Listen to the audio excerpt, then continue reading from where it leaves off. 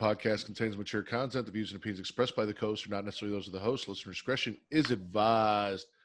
Ladies and gentlemen, welcome to the super flashy Arrow of Tomorrow podcast, episode 120. I am your host, the Warden, Matt Ritter, and I am back, as always, with Miss Super Flashy Arrow herself, Mara the Shark Watkins. Yay. How's it going, Mara? It's going good. It's going nice, good. Chill spring night. It is. And unless you've got something more to add, as always, we just want to encourage you guys to go out and continue to protest, donate, sign petitions, and show your support for what's going on. Again, there's a lot of things, especially with Juneteenth coming up, that are important, that are getting, pushed through, talked about, brought up, and the more we show our support, the more we force the issue, the more it gets done. So continue to please do that. Yes, and protest safely, please. Yes, protest safely. Because Corona is still a thing. So we're going to talk about Stargirl. Yeah, we're not going to talk about COVID. I'm tired of that shit. Yeah. No shit.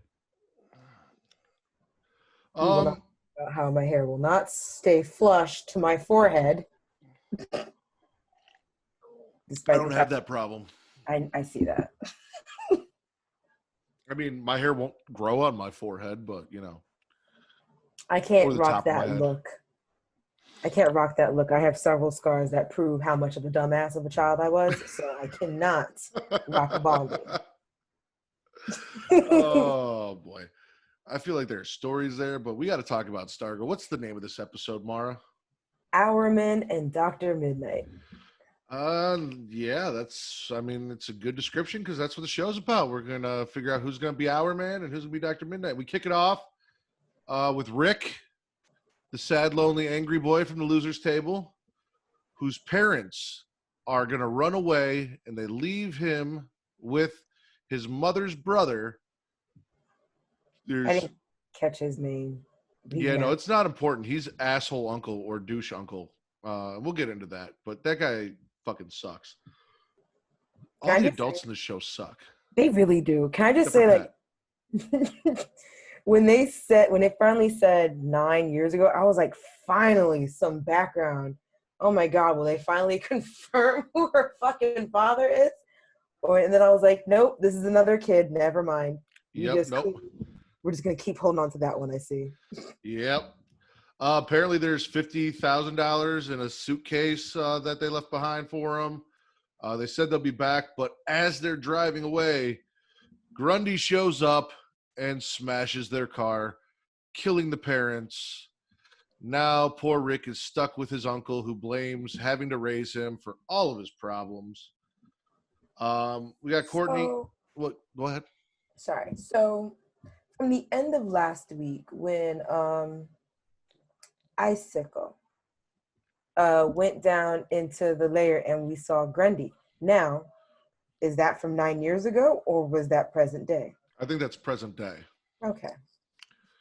I can't remember because it was like the last scene of the episode and then boom, here comes Grundy killing his parents. In the first episode, Grundy was with the group of the Injustice Society as they were attacking the people in the mansion and killing the people in the mansion.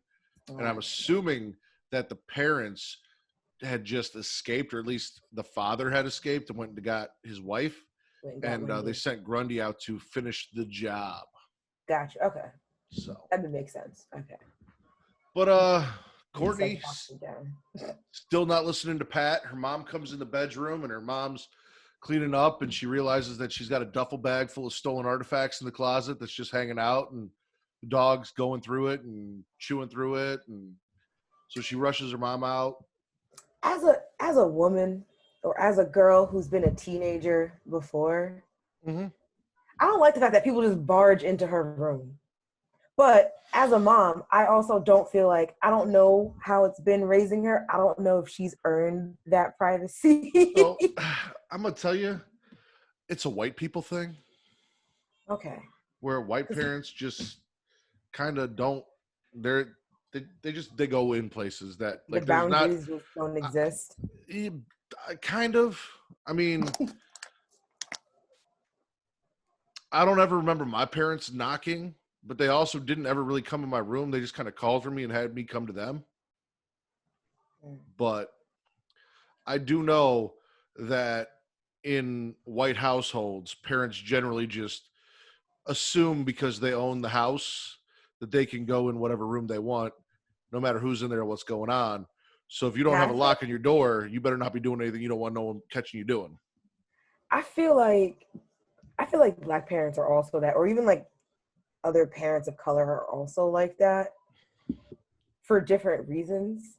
But I also feel like at the same time, I feel like my grandmother has never did it not coming into my room if my door was closed. Generally, if I was in there, like not, I mean, when I was a teenager, I didn't really do a lot in high school. I was actually really a boring teenager, which is fun because now I'm a fun person. But you know, so typically if I was in my room, I was either watching television or playing The Sims. So like there was never a reason for me to close the door unless I was changing. So I was like, I don't think there was ever a time she didn't not knock the door unless my door was already open.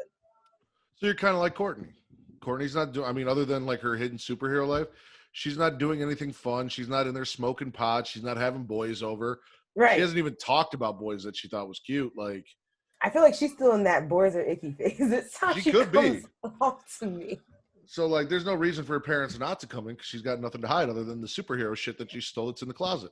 And it's not just her mom. It's also Max, but it's mostly the brother. It's the brother barging in. And I'm just like, why? Why?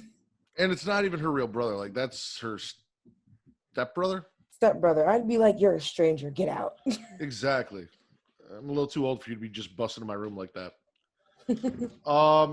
So anyway, she grabs all the stuff, and fuck that was. I didn't hear anything. So ghost. Sounded like something hit the door. It might have been the cat. Yeah. So she grabs all the shit and she goes downstairs and Pat's there and Pat's like, hey, you know, so this guy might be Mr. Wizard and I saw this in the paper. And she goes, well, does anyone play a violin? And he goes, yeah, why?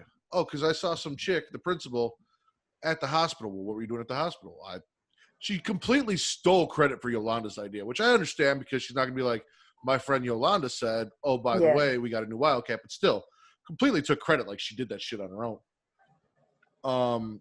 She confessed to the whole thing. And he's like, well, he's an old Irish guy, so I don't think that's the fiddler. So then now I would like to know, like, I'm trying to figure out, like, what is the principal's role in all this? And it gets more interesting later on when we get to the bus. Yes. So, basically, Courtney took everything to school. Yeah, she takes everything to school and sticks it in her locker because that's the safe spot for all the stolen superhero items. You know what the first thing I thought was? I was like, what if the cosmic staff just decides, fuck this bag, and decides to just pop out of her locker? Did she bring the staff, or is it just the other shit?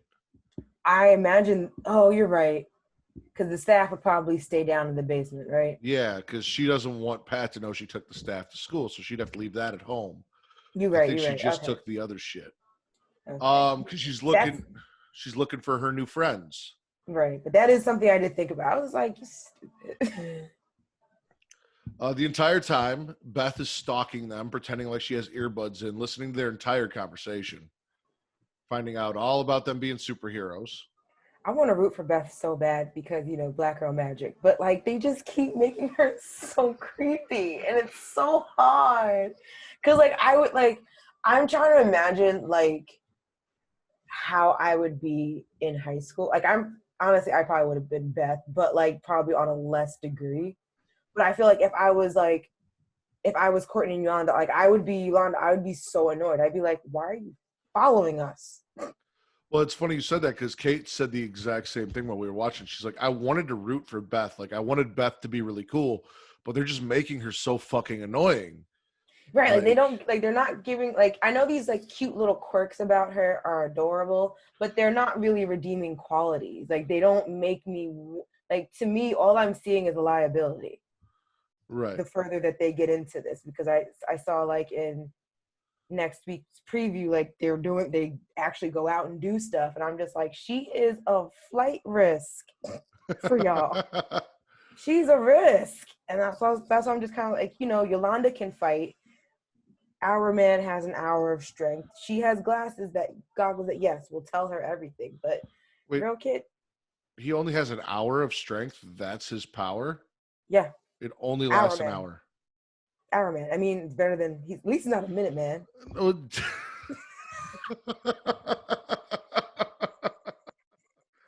Very true. As soon as they said his powers, I was like, well, I mean, an hour is not that bad. In comparison, he could just have that burst of strength for 60 seconds and then he's finished. Exactly. I didn't really I don't know why. I must not have been paying attention at that point because, tell you the truth, I had some guy call me about some insurance that I thought he was calling me about something else and confused shit out of me. Also, Pokemon Sword and Shield's DLC came out, so I was downloading that while I was taking notes and watching it and talking to Kate. So I may have missed it. Yes, it's a Switch thing. Okay, I'll eventually get there. First Pokemon game with the DLC. It's actually pretty cool. Yeah, I was gonna say Pokemon with the DLC. I heard someone say that earlier on their story, and I was just like, "What is a Pokemon DLC?" But it's 2 DLCs. You get one now and one in November. Well, okay. Anyway, that's not what we're here to talk about. What we're here to talk about is this. So, yeah, I didn't realize Hourman's powers only lasted for an hour, and I'm kind of pissed that if it's gonna be that, it's only super strength. Like, you'd think if I had an hour of power, a power hour, if you will, that it would be more power than just super strength. Like, or maybe it would just, you'd randomly have a certain power for an hour. Like 1 hour he can fly, 1 hour he's strong, 1 hour he can shoot lasers from his eyes. Well, I mean, who's to say, what could have come if he was still around? Because, he was the one who created the hourglass, Rex Short-sighted. Tyler. Yeah. I feel like he got that far and he was just like, well, let's see what we can do with this. And because he was a crazy chemist, so he figured it out somehow. But yeah, so when I heard the name Hourman, I was like, I never really thought I wonder with the hour thing, what's the deal with that? And then so when Beth was explaining, I was like, that makes sense. Wow, that okay. Kind of sucky. Kind of a sucky thing. And it's only within a day. So the way I'm seeing it, because even he said it. He was like, so you mean 23 hours of the day he's just a regular dude? And it was like, was your dad around? Fucker. Yeah, right? Did you know your dad was Hourman? Did you have a dad, though? Did you grow up with a partial dad? Because I realize he now left when you were a certain age. But the way I was thinking of it is, how you played Spider-Man, right? No. No? Wait, no, because you don't have a PlayStation, do you? Yes, I do. Oh, I don't know what you play. I don't know what you do. I just don't like, I don't like Spider-Man and I fucking hate Superman. Those are 2 different universes, but okay. We won't go into that. But they both wear blue and red and I hate them both. Okay. Is it a problem with the colors? Maybe. It might be. Listen, I was never the Peter Parker growing up, so I never related to Peter Parker and his nerdy ass. I never got behind it. I also never, as they did the iterations, I never skateboarded, so I never got into that version of Peter Parker. He just never appealed to me. He was never a guy I could get behind. The cartoon was okay. I liked the cameos more in the cartoon than I liked the character, and I wasn't a big fan of Tobey Maguire. And then Superman, I just don't like that he has every fucking power you could imagine. He's the most powerful thing ever. I fucking hate him. He's trash. So, but again, not what we're here to talk about. But to digress, for anyone who has played Spider-Man, you'll know what I'm talking about. With the gadgets that Spider-Man can use in a fight, they run out. I find they run out all the time. When I'm fighting, and either they take a while to reload.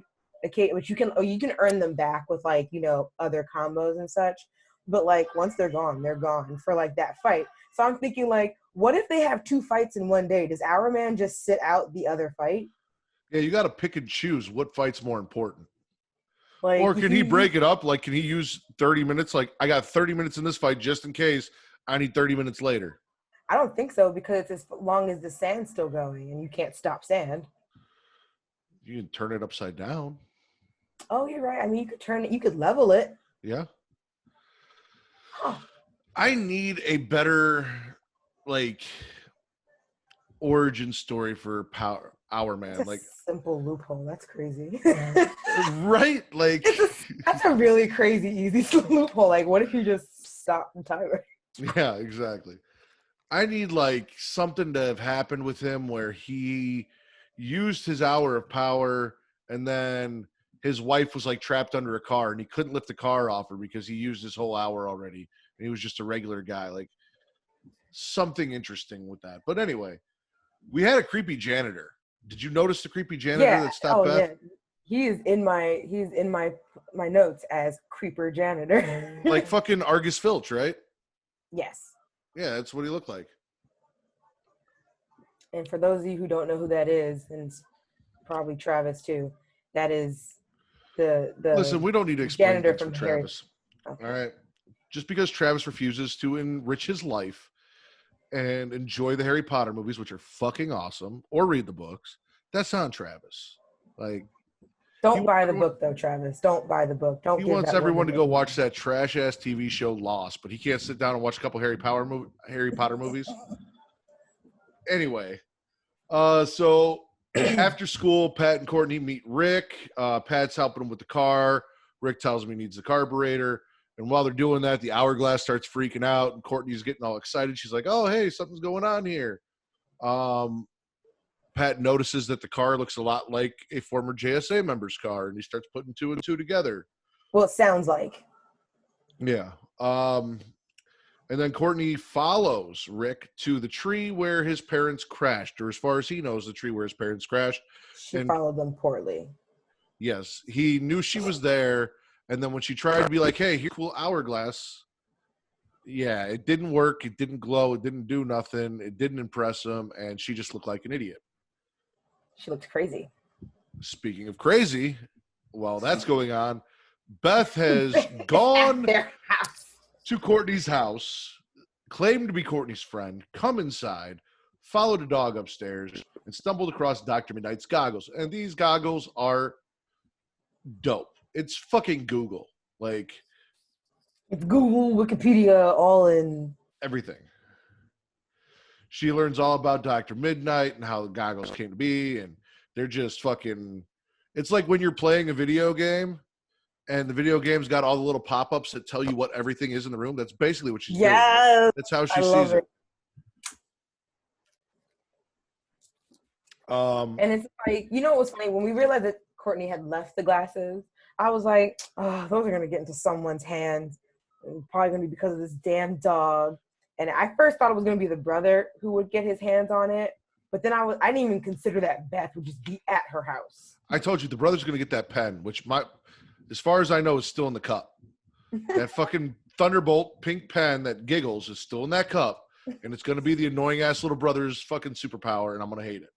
I'm going to hate it so much. Beth comes home, or Courtney comes home, and she's like, "What the fuck are you doing in my house, let alone my room?" And Beth's like, "I know who you are. I know all about you. I know." She was like, "I don't know you."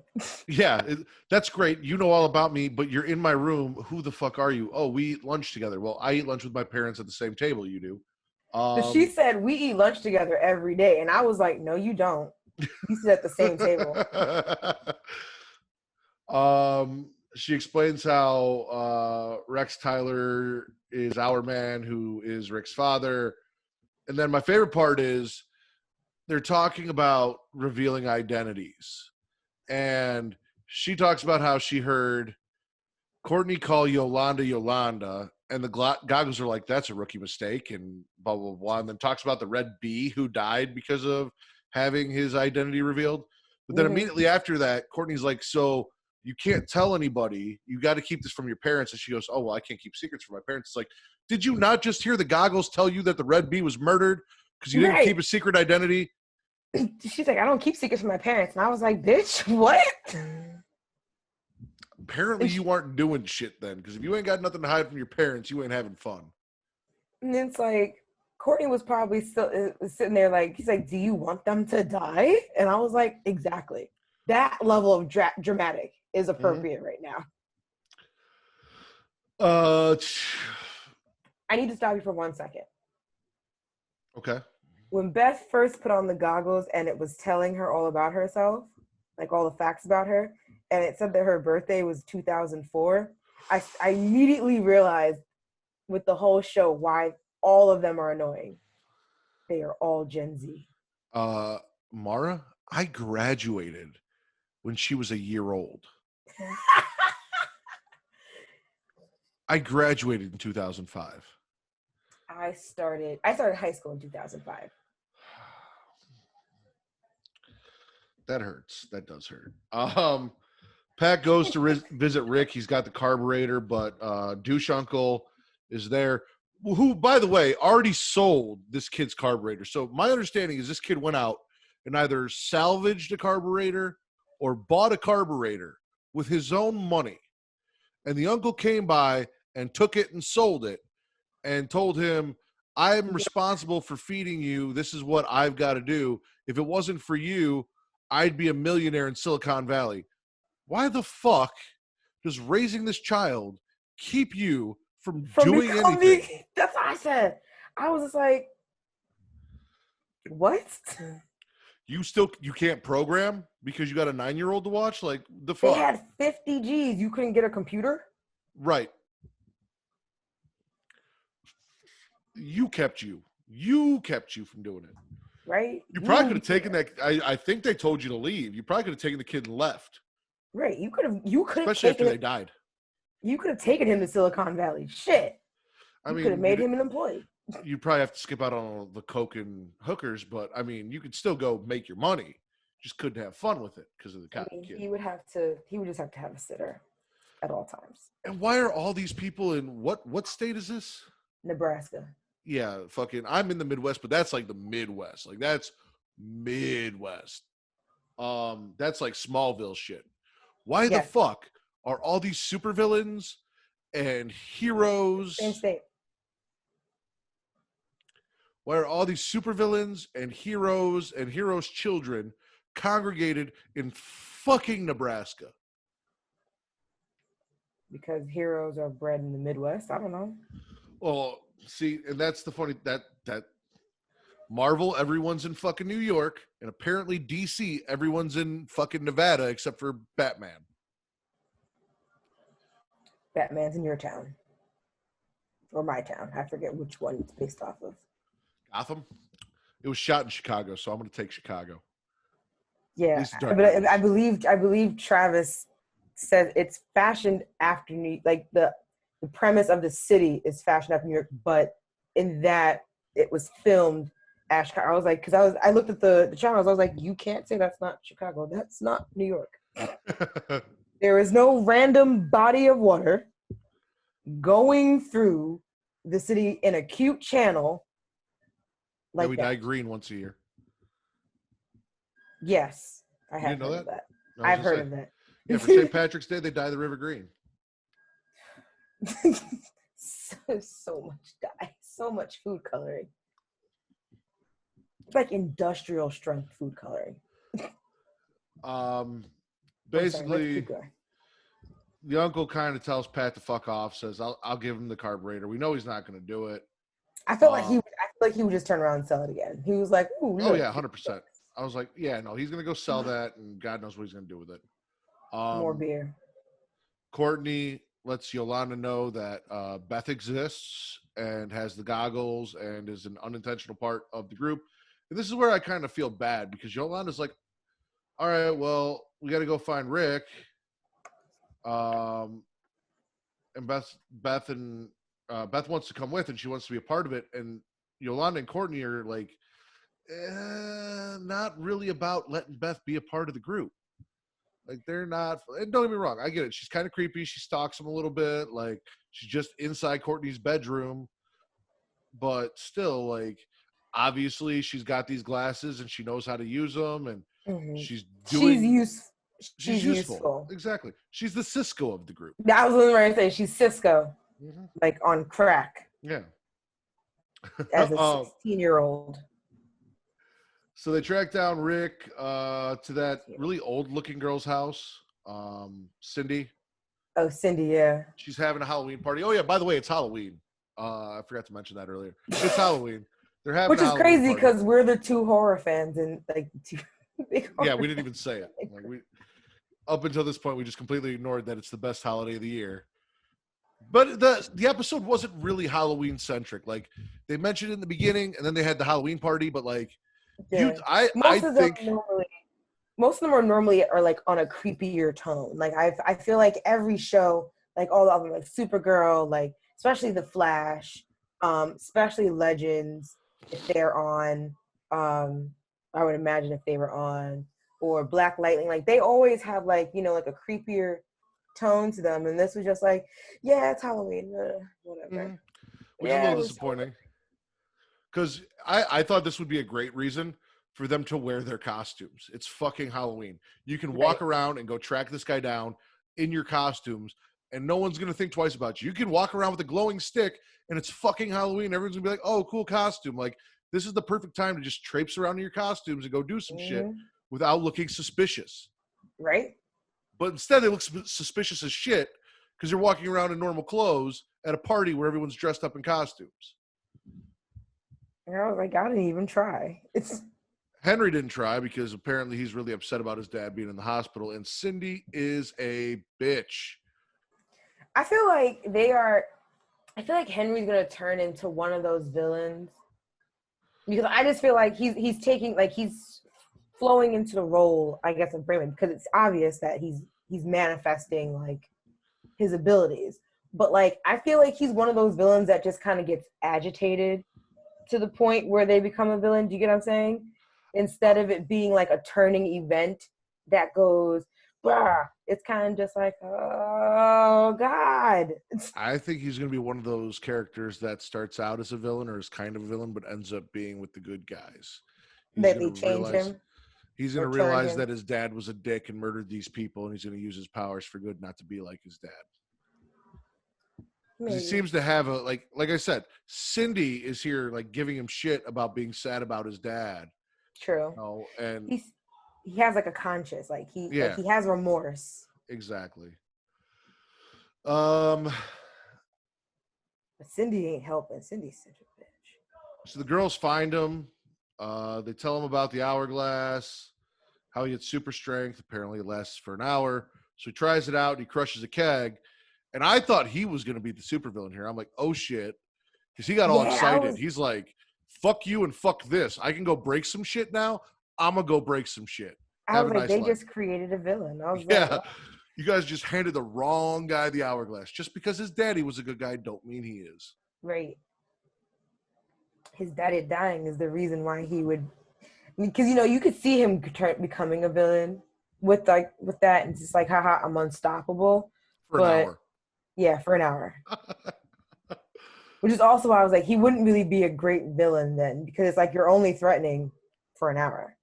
And then I wonder, like, what limitations come with that? Like, if I was to point blank shoot you in the forehead, would you eat that or would you eat that? We'd have to find out. See, you got to turn the thing on, and then you just got to start doing shit to him and see what happens. Yeah.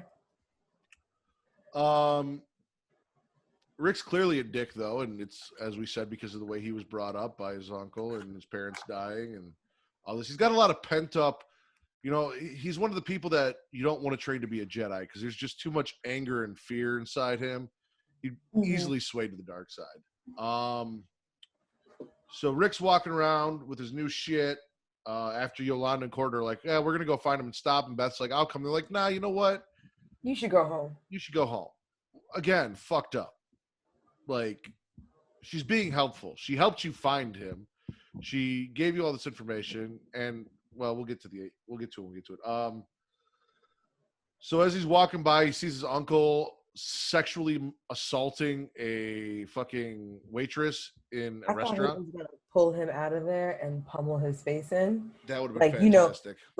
Beating him up to and probably accidentally almost kill him, and then that becomes the turning point where he becomes a bad guy. And I was like, fuck. Well, they did have that moment earlier where the uncle stepped to him and said, go ahead, take a swing at me and I'll put you on your ass like I did before. So they've gone at it, but now he's got super strength. But instead of going in and busting his uncle's skull open, Instead, he decided to direct that anger towards the pickup truck, and he punched that thing and bent it in half with a punch. And he broke it. Like, he literally, like... Oh, he broke it. I don't even know if they bothered taking it to Pat to fix. Like, why the fuck would you fix that? Like, just... Yeah, no, you're not fixing that. Just get him... I mean, you can, but... The amount of labor and time that would have to go into that, like, I would just go turn around and buy, or like the money that would have to go into that, buy a new car. It didn't look that one. That one doesn't look that great anyway. Just... And that's also when the truck shows up where Pat kind of figures, oh shit, Courtney went and did this. Like, Courtney gave him the hourglass. Courtney has superhero artifacts. Courtney's doing dumb shit. Because he saw the photos of the car, and he was just like, he was like, that's a 66 yellow Mustang. And he just said he has a 66 yellow Mustang. Oh, yeah, no, he knew that Rick was the kid. But when the truck showed up and it was the uncle's truck, that's when Pat realized he has the hourglass. Courtney's on some fuck shit.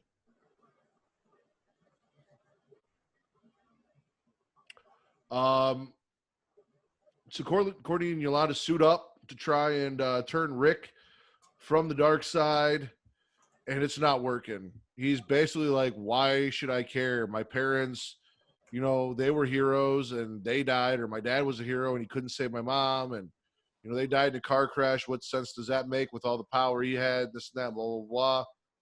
But then Beth shows up with Dr. Midnight's goggles and again saves the day. Not only does she stop Rick from fighting, and possibly killing Courtney, or getting face fucked by the staff. Because that staff will face fuck you. Then, like, there's a whole reenactment. He's got to watch his parents die, like, in weird green 3D.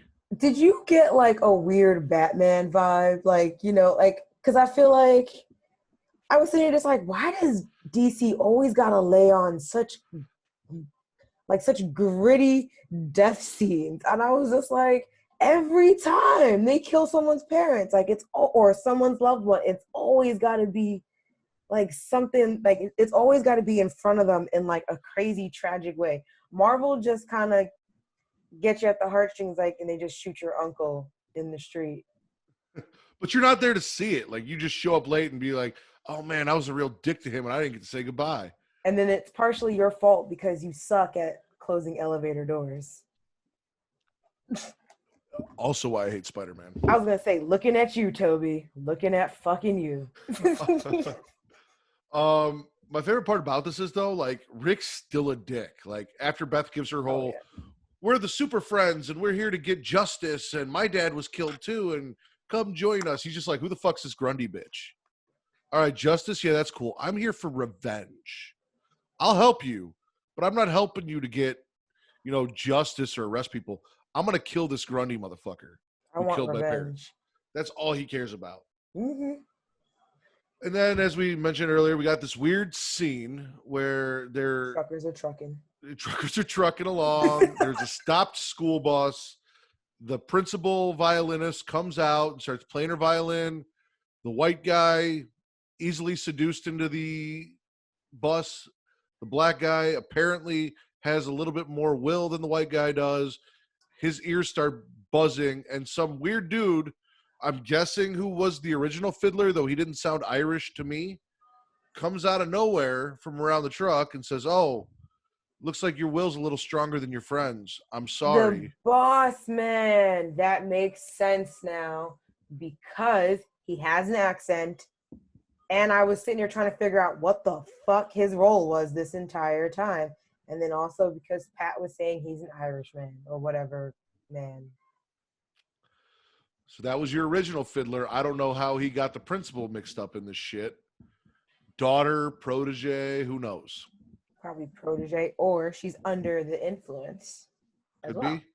She's under the influence of the fiddle, with the fiddle, doing the fiddling. Yeah, I mean, fiddler can make you fiddle with whatever. There was also some dead guy in a hotel that looked like he ate chocolate. Yeah, so earlier in the episode, Barbara's boss, I forgot we didn't even mention that because it was such a short scene that I missed mostly what they did. I just know they were sitting in a theater, or I think in the town's theater that Barbara tried to save. Okay. And he gave him something, and the fiddler dude, he paid him, and then he gave him a coin, which was a chocolate coin. And as soon as he gave it to him and emphasized like it's chocolate imported from France, and then laughed when he left, I was like, don't eat that shit. That shit's poison. Like, that shit is super poison. He's a villain. Like, there is no way that's not fucking poison. Like, I was like, this is so obvious. Like, the coin might as well just have poison written on it in fucking Sharpie. So in the hotel room towards the end, while the violinist is violining, we see homeboy dead on the floor. He's part of the foaming at the mouth. Foaming at the mouth, because I was like, yep, poison, stupid. God. And it's also because I don't like chocolate coins. I don't like chocolate coins. It's too much. I love chocolate coins. I don't know. I know you're gonna make fun of me because I know this is gonna go right back into like 2 seasons ago. It's too much chocolate for me. It's too much of the taste of chocolate for me. I don't eat. I'm not gonna make fun of you. I'm just gonna say Travis has been saying it for a while now. Stop it. Chocolate people are my favorite kind of people. Chocolate food is not. Oh yeah, you love Jimmy, huh? Not his character. His skin is beautiful, though. But what was I going with that? Yeah, I was just like, I don't know why people eat chocolate coins. I was like, that was his own dumb fault for eating it. But anywho, that's who's on the floor dead. I swear I'm not racist. I love chocolate, just not the coins.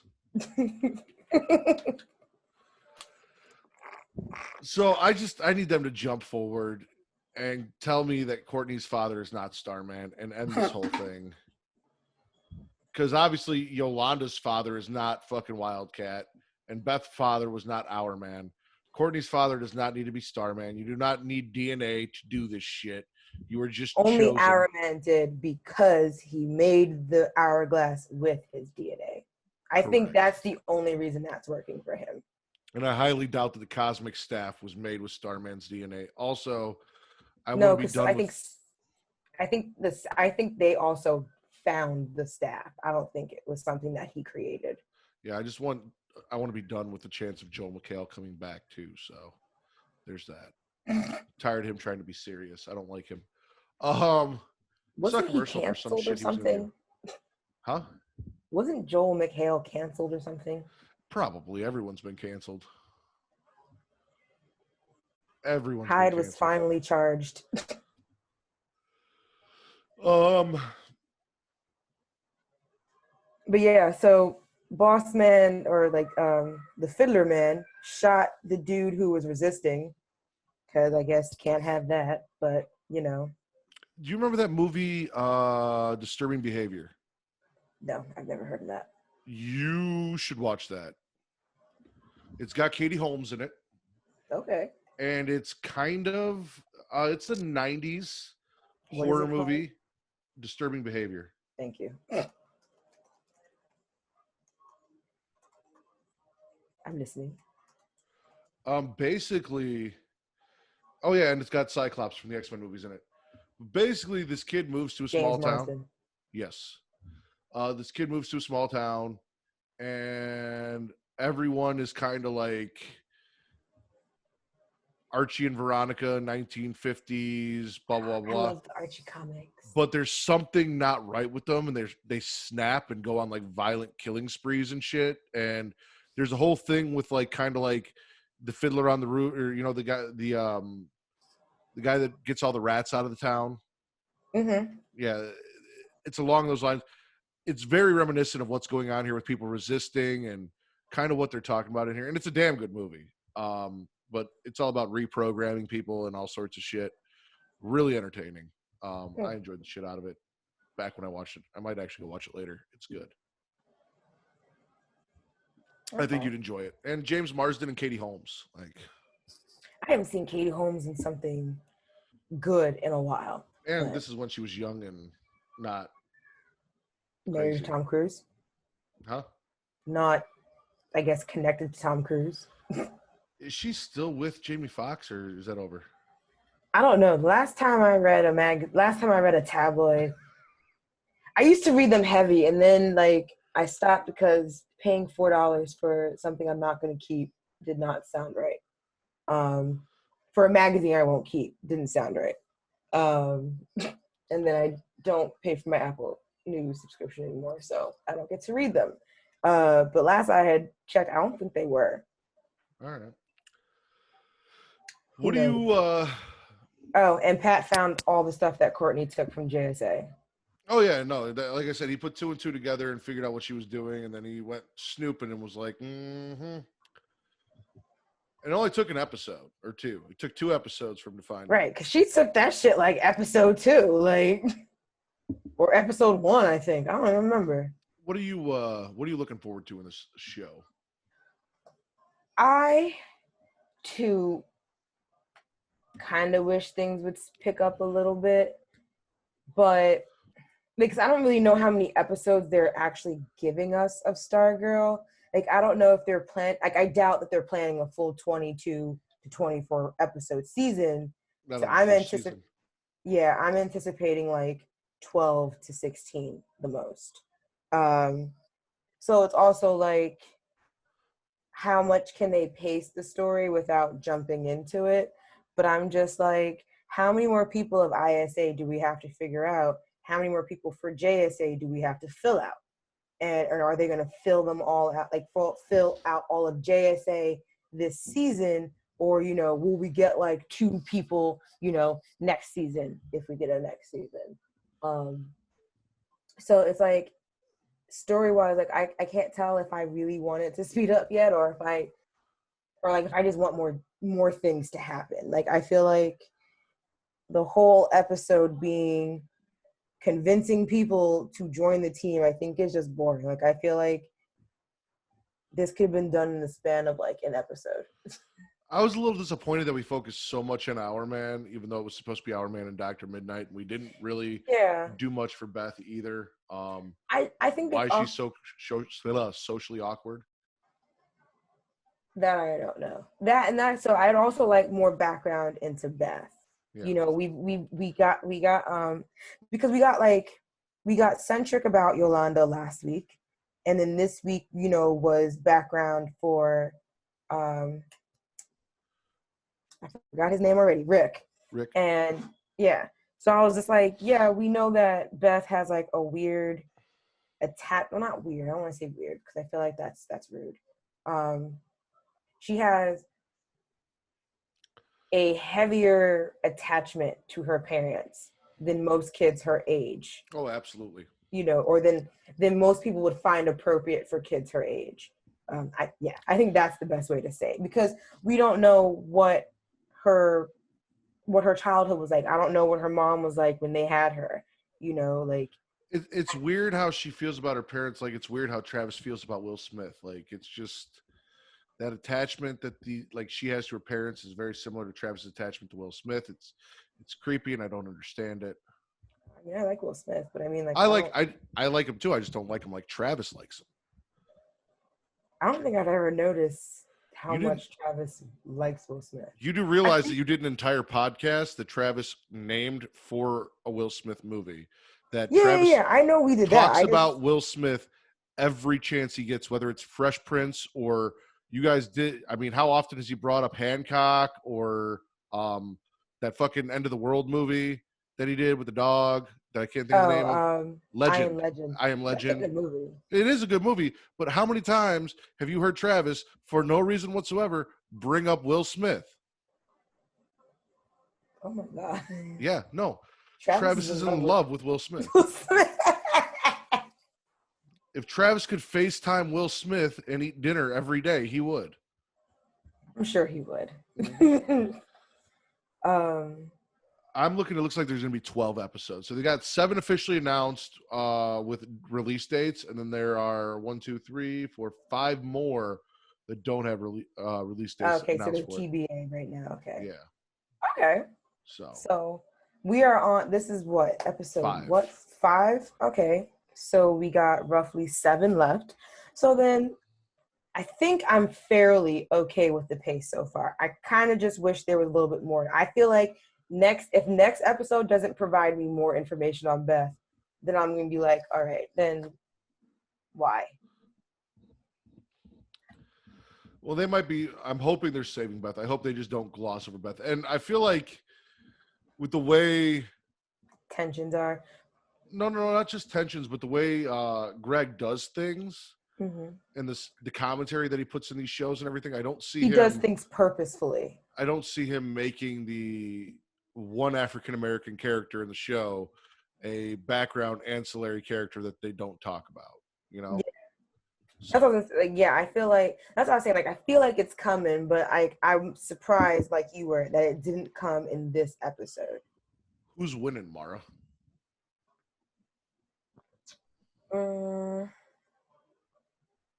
Did anybody really win this episode? No.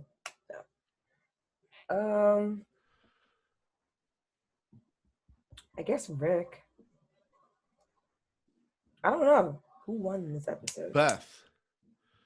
She got Wikipedia goggles and friends in one episode, and nothing bad happened to her.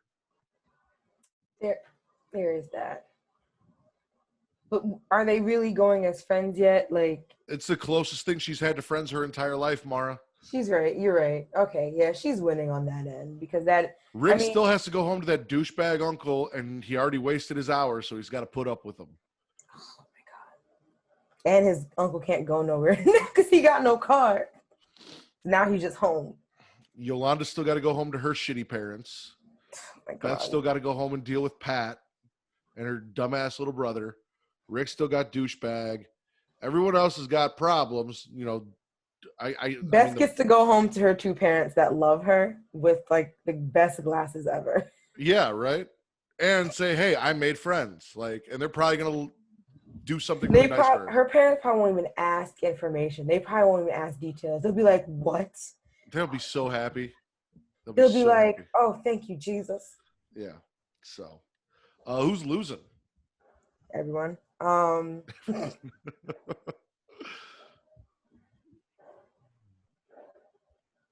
the uncle's forever losing because he's a loser. I'll just go with the uncle because his car got fucked up. I don't want to say Henry again because his dad gonna be in the hospital for a while. So yeah. Or you could say Beth because she's about to go home. I mean, not Beth, Courtney. She's about to go home and Pat's about to ream her a new one for fucking taking all that shit from the JSA. Yeah. Because see, I'd have to go with the trucking company because they lost 3 employees in one night. Oh, the Empire Company? Yeah, they got to replace them. Yeah. And explain to their families that they're gone. Yeah. But no, as far as actual characters in the show go, yeah, I'm going to agree with you. Not only is the uncle a douchebag and piece of shit, but now the kid that he's been picking on his entire life has an hour of power and he's going to fucking beat him to a bloody pulp given the chance. Oh my God. Give it, like, if he wakes up tomorrow and he says, like, even this even mutters anything, he'll be like, well, you know what's going to happen? Now that the truck's gone, Uncle's going to take that car, and Rick's not going to be happy. No, not at all. Fuck. So that's not going to be good. Or he's going to do something to the car. No, he needs to drive around. He needs to get around. He's going to take the car away. Does the car run, though? Because isn't it, like, short? They got the carburetor now, if you didn't go hawk it. Right, I was going to say, unless he hawked it, like, unless he, like, sold the carburetor. Because I'm sitting here thinking, like, I'm no car person, but I feel like if you're driving around, the car should have a carburetor in it. You are 100% correct on that, Mara. Okay. All right, why don't you go ahead and let everyone know where they can find you and find us and find everything that they need to find. So, if you want to follow me personally, I am on Instagram and Twitter as Mara the Shark. That's MARADASHARK. If you just want to talk about creation stuff, we have our own Twitter for that as well, and Facebook and everything else. And that would be The Creation World. And then Facebook is facebook.com/Creation World. And then if you want to talk specifically about Super Flashy Arrow of Tomorrow, we have a Facebook group. That's facebook.com/groups/superflashyarrow of tomorrow. And then Matt also hosts a wrestling show, if you like wrestling, called Smacking It Raw. No G. And that's no G. And that's every Friday. And they also have a group, and that's facebook.com/groups/Smacking It Raw. You guys can find me on Twitter only at Matt Ritter. Those at MATTRIDDER. And if you guys are interested, we have, as she said, a Patreon. We also have at Linktree/Creation World. It'll let you know where you guys can find us on Pornhub and YouTube and take you to the merchandise store and the Patreon. So that's basically what you need to find everything except for Travis and John's OnlyFans. Hit up Travis at Sir Cussalott on either Instagram or Twitter. That is at SIR_CUSSALOTT. Find out about his OnlyFans with John or Mara's Premium Snapchat. Have you made a TikTok yet? Do we have a TikTok? I have a TikTok, yeah. You don't use it? I use it but I'm still early stage TikToking. I'm not like anything professional. Like I'm not like these Viners and people who are out here doing all the crazy fucking effects and shit and all that mess. Like we are who Gen Zers complain about on TikTok. Yeah. Did you know that? They fucking hate us on TikTok. No, it's not us because I'm not on TikTok. See, No, I meant like millennials. They hate millennials being on TikTok. So this is why I strive to stay on it. My whole understanding of TikTok is it is this thing that one of my coworkers and my wife goes on and then texts me videos from and forces me to watch that I try to ignore, but then they ask me what I thought of them. Oh. Yeah. So I can't even like pretend. I have to actually open them and watch them. That's what it is. I boycotted Instagram. I'm boycotting TikTok. I'm too old for that shit. I'm gonna be a father.